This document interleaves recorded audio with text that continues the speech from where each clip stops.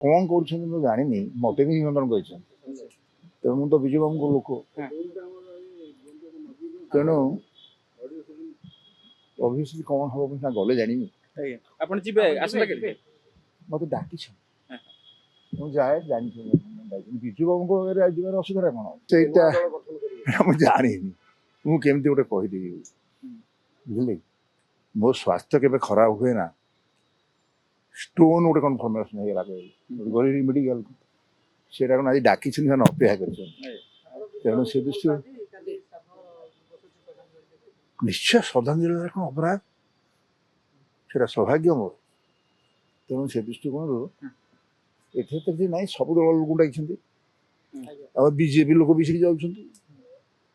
ମୁଁ କାହିଁ ଆଉ ଯିବି, ମୁଁ ତ ବିଜେପି ଲୋକ ବର୍ତ୍ତମାନ, ଆଉ ବିଜୁ ବାବୁଙ୍କ ଲୋକ ଯାଉଛି।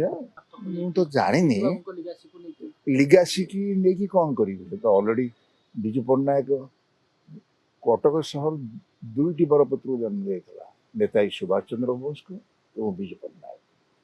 ଏଇଟା ମୋର କହିବାର ଉଦ୍ଦେଶ୍ୟ ହେଉଛି ଏଭଳି ବରପୁତ୍ରମାନେ ଜନ୍ମ ନିଅନ୍ତୁ ଏବଂ ସେ ଯେଉଁ ରାଜନୀତି ଏବେ ନାହିଁ, ସବୁ ବଦଳି ଯାଇଛି।